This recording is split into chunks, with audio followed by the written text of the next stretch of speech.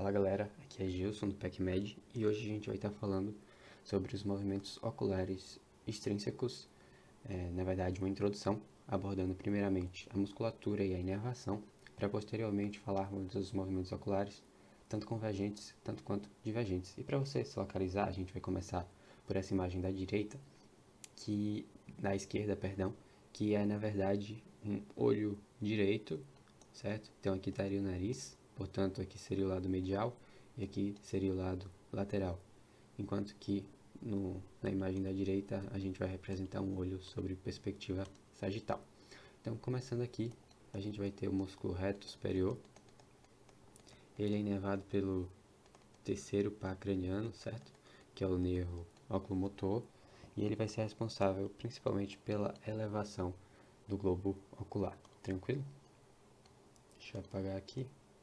Então, se a gente fizer esse músculo reto superior na perspectiva sagital, aqui no canto direito da sua imagem, a gente vai ver mais ou menos assim. E depois a gente vem para esse músculo daqui, que é o músculo reto medial, lembrando que o nariz estaria aqui situado, por isso o reto medial. Então, deixa eu escrever, reto medial. E ele é inervado pelo terceiro par craniano também, e ele é responsável pela adução do olho. Mas o que é adução? Que tipo de movimento é esse? Então, para conceituar, adução é um movimento que acontece no plano coronal e consiste no encurtamento do ângulo. Então, seria como se a gente estivesse fechando o ângulo, se aproximando do plano coronal. Enquanto que o movimento oposto, que é a abdução, consiste na abertura do ângulo, meio que se afastando do plano coronal. Mas o reto medial é responsável pela adução do globo ocular. Seguindo aqui, a gente vai ter o oblíquo inferior,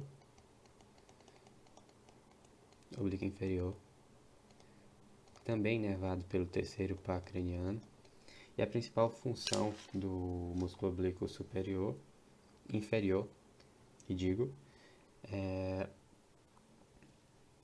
a principal função dele é a elevação, a abdução e a rotação externa do globo ocular.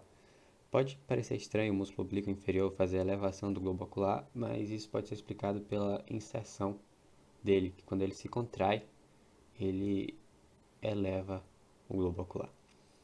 E por último aqui, inferiormente, a gente vai ter, se a gente teve o reto superior, o reto medial, agora a gente vai ter o reto inferior, adivinha, inervado pelo terceiro par craniano, nervo oculomotor, e se o reto superior fazer a elevação, o reto inferior ele vai fazer a depressão do globo ocular. A partir de agora, nós vamos mudar a inervação. Já estamos cansados de falar do nervo oculomotor, então agora a gente vai falar do nervo abducente, que é o cara que inerva o músculo reto lateral.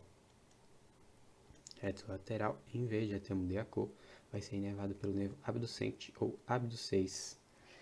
Abducente já diz respeito, já dá uma dica, né? O nervo abducente já dá uma dica sobre o tipo de movimento que a gente vai esperar que o reto lateral faça.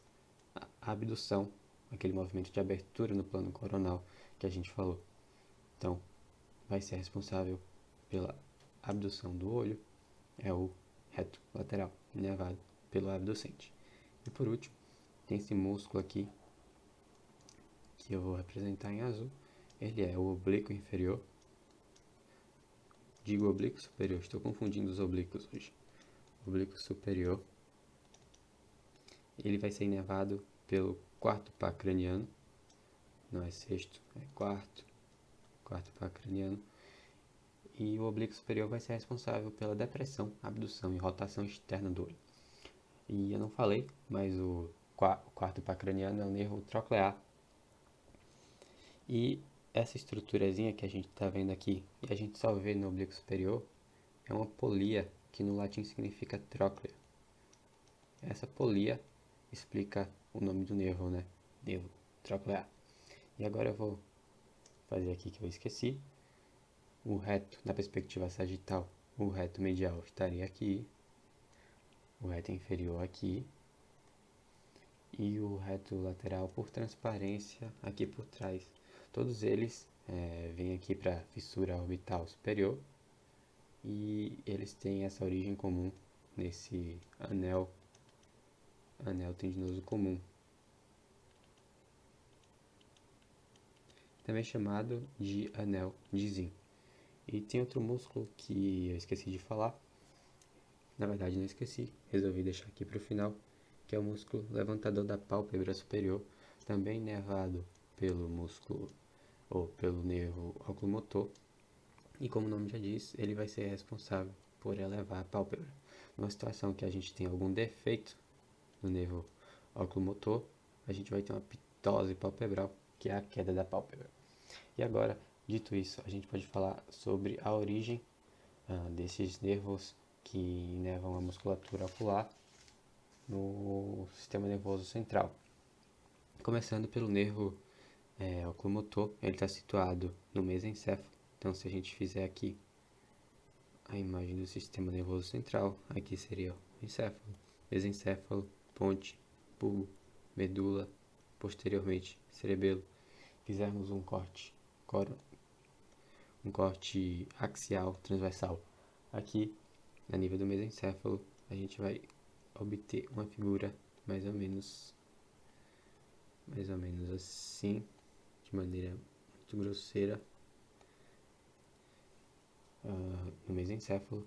E o nervo oculomotor, deixa eu escrever, ele na verdade tem dois núcleos, um núcleo principal e um núcleo acessório. O núcleo principal, vou representar aqui, deixa eu contextualizar mais o mesencéfalo, certo? Nesse corte aqui axial, aqui seria anterior, aqui posterior, posterior com P, aqui estaria o aqueduto, e aqui estaria a substância cinzenta periaquedutal, mais para cá estariam os colículos superiores, e aqui em verde é o núcleo do nervo, o primeiro núcleo principal do nervo oculomotor, que é responsável pelo seu componente sômato motor, responsável pela motricidade especificamente. Mais medialmente a esse núcleo, a gente vai ter um núcleo acessório, que é o núcleo conhecido como núcleo de Edinger-Westphal. E ele vai ser responsável por um componente parasimpático. Ele, na verdade, é constituído de fibras parasimpáticas pré-ganglionares que vão se juntar ao núcleo, ao nervo oculomotor, vão seguir acompanhando seu trajeto. Eles fazem parte do nervo oculomotor, que vai inervar o olho, sendo que as fibras pré-ganglionares elas fazem sinapse no gânglio ciliar e que vai inervar os músculos da pálpebra. Lembrando que o sistema nervoso parasimpático é responsável por realizar a midríase, a miose, que é o fechamento da pálpebra. Quem realiza a midríase é o sistema nervoso simpático. Deixa eu representar aqui porque ficou meio confuso. É responsável pela miose, que é o fechamento do globo ocular.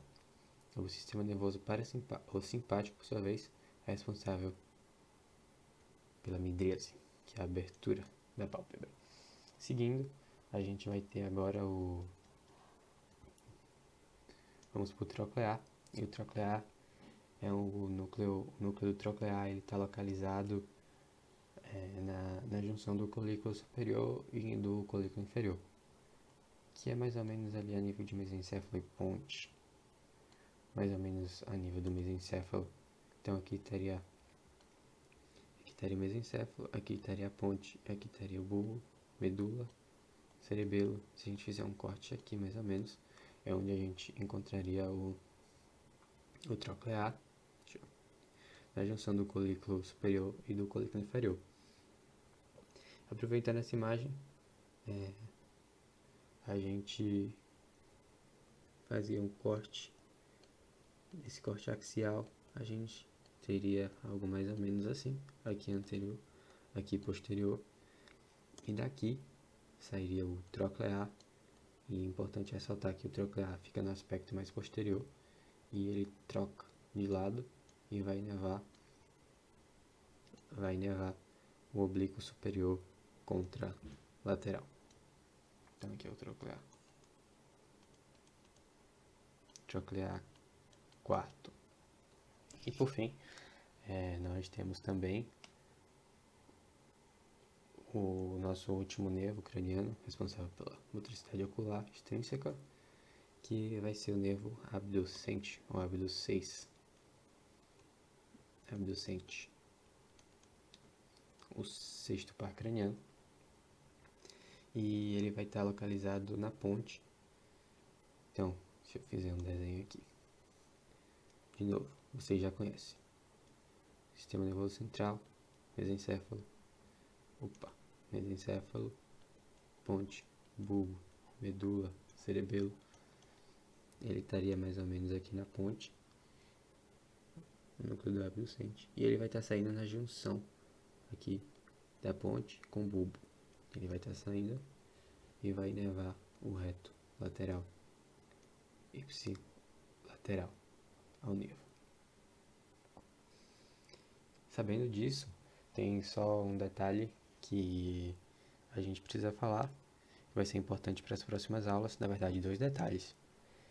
Primeiro, que o nervo oculomotor, ele vai se comunicar com os outros núcleos, tanto troclear quanto abducente, por meio do fascículo longitudinal medial, que é uma estrutura, um fascículo que corre aqui no tronco encefálico, e é uma estrutura bem grande. E é através dele que o nervo oculomotor consegue se comunicar com o troclear e com o abducente. E para finalizar essa aula, eu queria falar sobre um aspecto clínico importante, que é a da anisocoria. A anisocoria é quando o diâmetro das pupilas eles ficam diferem de um olho para o outro.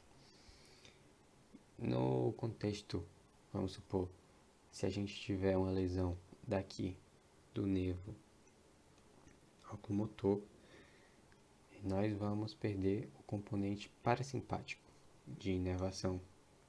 Então, a gente vai perder o nosso componente parasimpático, que, como eu disse, é responsável por realizar a miose, que é a contração da pupila. Se o nosso sistema parasimpático não vai estar funcionando, vai predominar o sistema nervoso simpático.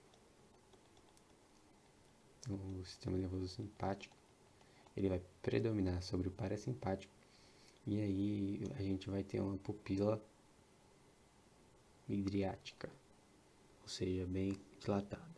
Pode ser unilateral, se for de um único núcleo, ou pode ser bilateral também. E era isso que eu queria falar com vocês hoje, e espero vocês para as próximas aulas. Um abraço.